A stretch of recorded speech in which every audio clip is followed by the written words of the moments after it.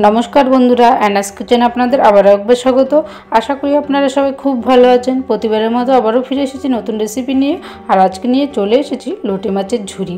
এই লোটে মাছ যারা পছন্দ করেন না তারা এইভাবে তৈরি করবেন, আশা করি ভালো লাগবে। এই রেসিপিটা একদম খুব সহজেই কিন্তু তৈরি করে দেখাবো। যদি ভালো লাগে লাইক শেয়ার করতে ভুলবেন না এবং কমেন্ট বক্সে জানাবেন কেমন হয়েছে। আর নিত্য নতুন রেসিপি দেখার জন্য চ্যানেলটিকে সাবস্ক্রাইব করে দেওয়ার জন্য অনুরোধ রইল। তো ভিডিওটি কিন্তু স্কিপ না করে শুরু থেকে শেষ অবধি দেখতে থাকুন। লোটে মাছের ঝুরি করার জন্য লোটে মাছ নিয়েছি। দেখুন লোটে মাছটাকে ভালো করে ধুয়ে কেটে রেখেছি। কড়াতে দিয়ে দিলাম সর্ষের তেল। রান্নাটা সর্ষের তেলেই করব। প্রথমে পেঁয়াজ কুচি দিয়ে দিলাম। এখানে 500 গ্রাম লোটে, তাই পেঁয়াজের পরিমাণটা একটু বেশি দিতে হবে। পেঁয়াজটা একটু বেশি পরিমাণেই দেবেন, না হলে কিন্তু খেতে ভালো লাগে না। এই 500 গ্রাম লোটে মাছে প্রায় 4 থেকে 5টা পেঁয়াজ দিয়েছি। পেঁয়াজটা লাল লাল ভাজা হলে দিয়ে দেবো একটা বড় সাইজের টমেটো কুচি।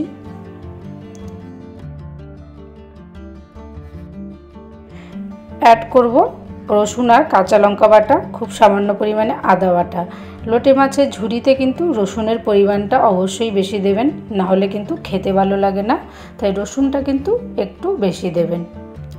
রসুন আর আদাটা ভালো করে কষিয়ে নিয়ে একটু কাঁচা গন্ধ গেলেই দিয়ে দেবো স্বাদ মতো নুন, হাফ চামচ হলুদ গুঁড়ো, 1 চামচ লাল লঙ্কার গুঁড়ো আর হাফ চামচ জিরের গুঁড়ো। এবার ভালো করে মশলাটা কষিয়ে নিতে হবে। মশলাটা কষে এলে দিয়ে দেবো লোটে মাছটা। এই লোটে মাছ আপনারা কিন্তু আস্তেও দিতে পারেন, তাহলে অনেক সময় কি সুবিধা হয়, যারা লোটে মাছের কাঁটাটা খেতে অপছন্দ করেন সেই লোটে মাছটা দেওয়ার একটু পরেই কিন্তু কাঁটাগুলো ছেড়ে যায়। আস্ত দিলে কাঁটাগুলো আলাদা করে আপনারা বাদ দিয়ে দিতে পারেন। এবার দিয়ে দিলাম কাশ্মীরি লঙ্কার গুঁড়ো হাফ চামচ। কাশ্মীরি লঙ্কার গুঁড়ো আপনারা না চাইলে নাও দিতে পারেন, জাস্ট একটু কালারের জন্য দিয়েছি। লোটে মাছ থেকে কিন্তু অনেকটা পরিমাণে জল বেরিয়ে যায়, তাই কিন্তু ঘন ঘন নাড়তে হবে, না হলে কিন্তু পুড়ে যাবে। একটু সময় লাগে লোটে মাছের ঝুরি তৈরি করতে, যেহেতু লোটে মাছটা থেকে অনেকটা পরিমাণে জল বেরিয়ে যায়।